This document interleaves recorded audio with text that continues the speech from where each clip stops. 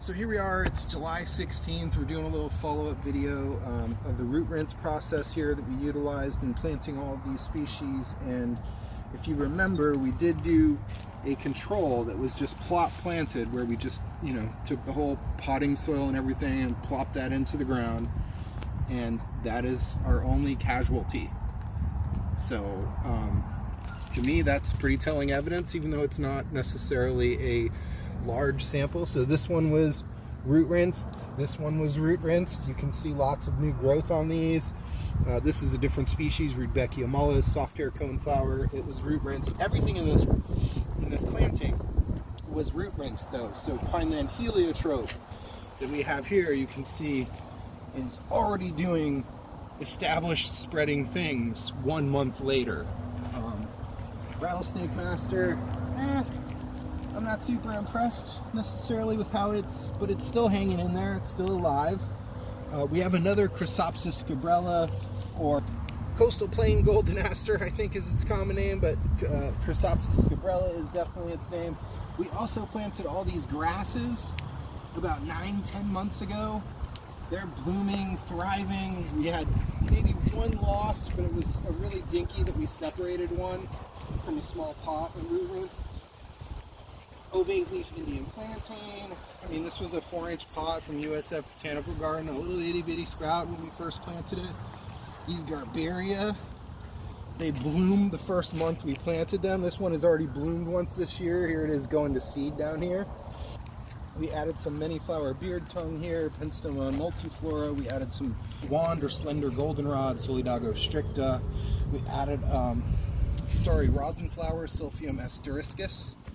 And we've had a lot of prairie marsh rabbit and squirrel pressures nibbling on plants throughout this landscape. And still, plants mostly hanging in there. We did have a couple losses from the rabbits in particular. So, bringing it back to the Asclepias tuberosa varwolfsia, or var2, not entirely sure. I think this one might be a var2 here. So we had that one little baby, if you can recall, that was looking like it was going to die. And even that one has hung in there. We've had zero attrition. Again, all bare root transplanted.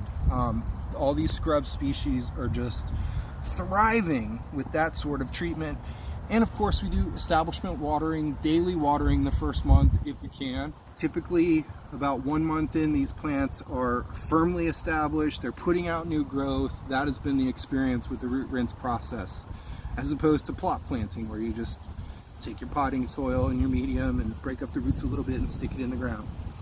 And that plant in particular was not even, the one that we lost, the Chrysopsis scabrella, was not even particularly root bound in the pot. So it certainly wasn't that the roots were bound up in terms of why we had attrition there. And everything out here has been getting the same watering cycles, hand watered. There is no irrigation system. So out of the 4 we planted, only the plot planted one did we lose. And over here we lost Simina obovata scrub pawpaw that we also plot planted. And today I'm going to experiment with an Asimina reticulata, and we're going to bare root.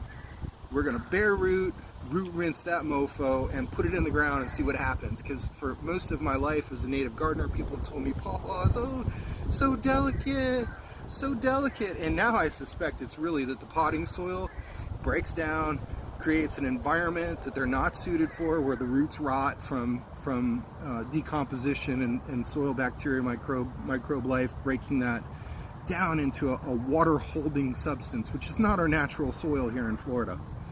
Anyway, thanks for tuning in.